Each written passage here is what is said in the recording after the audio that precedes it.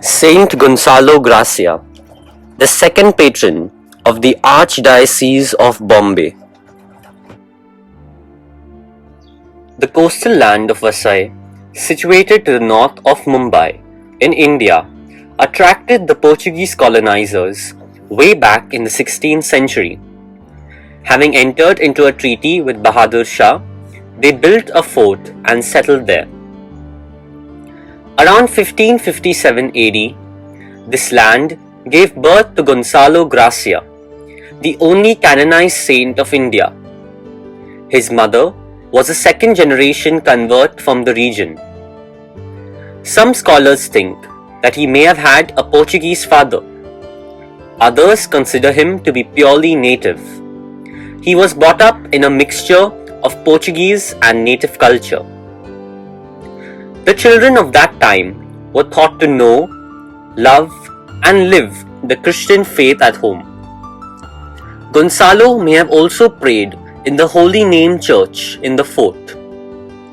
All this was going to influence Gonsalo's future plans.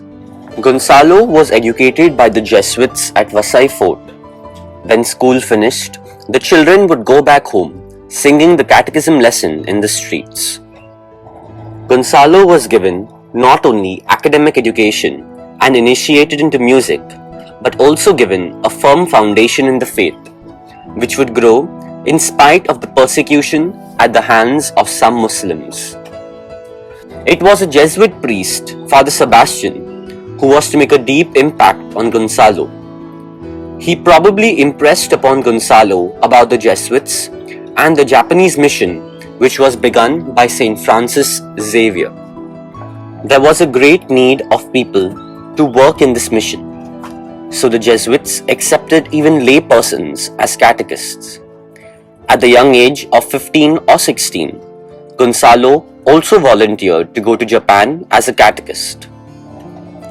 Around 1572 AD, Father Sebastian led a delegation of people in a ship headed for Japan.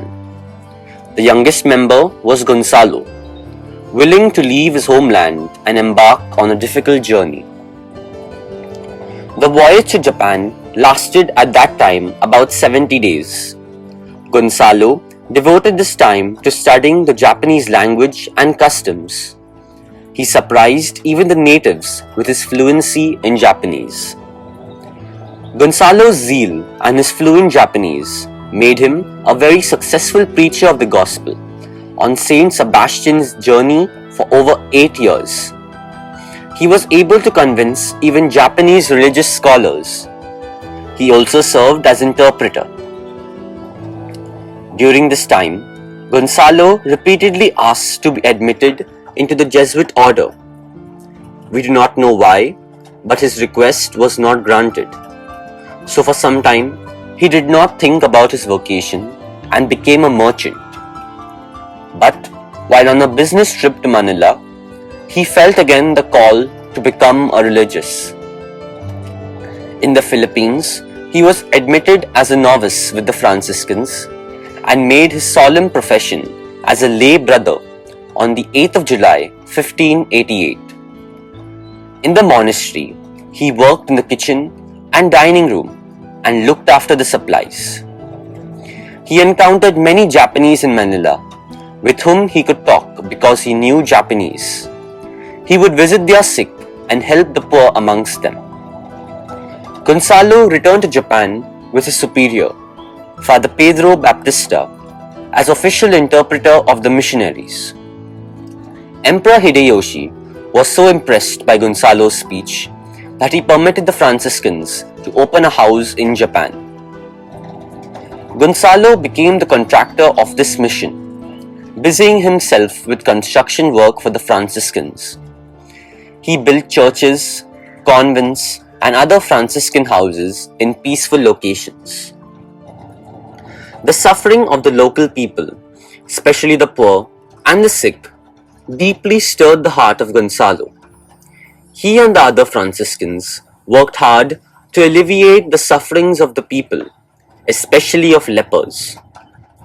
He opened hospitals for them and used to carry the lepers to the hospital on his own shoulders.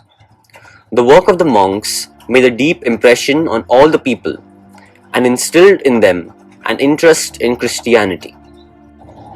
However, the rising number of people and feudal lords adhering to Christianity and intensive Christian propaganda, as well as the destruction of temples by converts, earned for the Christians the displeasure of the Emperor Hideyoshi. Church property was confiscated and the work of the missionaries was slowed down. But they could not be sent away because there was no ship leaving immediately. The emperor's anger subsided a little, but some of his ministers were rabidly anti-Christian and resented the growth and influence of the missionaries. One day, when Hideyoshi was in a drunken stupor, one of his ministers poisoned his mind against the Christians.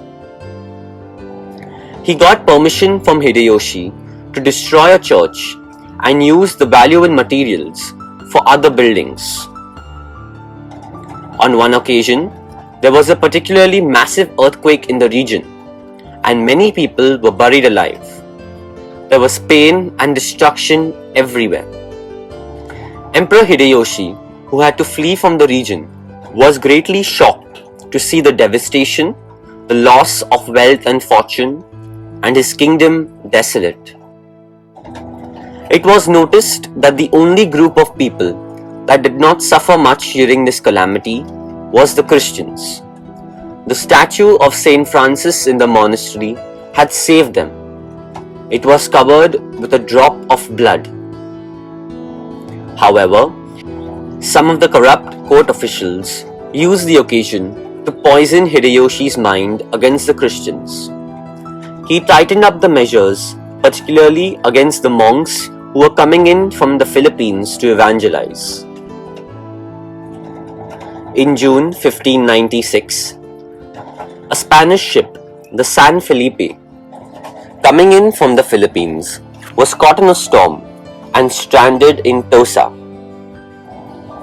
The speech of the Spanish captain pilot was unfortunately interpreted to mean that the Spaniards had come to conquer Japan.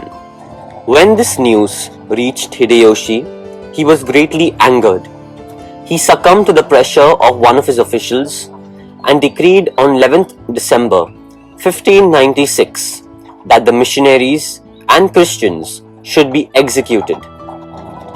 The soldiers rounded up 26 people, 6 Franciscans, with Gonsalo among them, 3 Jesuits, and 17 lay people. The soldiers asked 2 young recruits to run away, but they decided to stay on for the love of Jesus Christ. Before leaving, they celebrated the Eucharist together and filled themselves with courage to die for the sake of Jesus Christ. At the end of the Eucharist, the soldiers led them into prison. These condemned prisoners had to endure a way of the cross, which lasted for a few weeks. They were dragged through towns and villages and submitted to ridicule, humiliation, and severe hardships.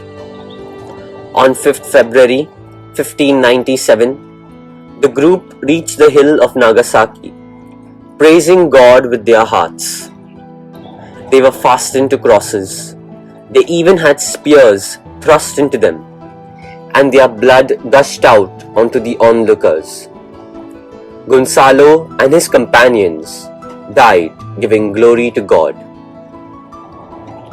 This group of martyrs was beatified in 1627, and Pope Pius IX canonized them in 1862. The witness of these martyrs has not been forgotten. Today, on Nishizaka Hill, Nagasaki, there is a beautiful monument commemorating the martyrdom of Gonsalo Garcia and his companions.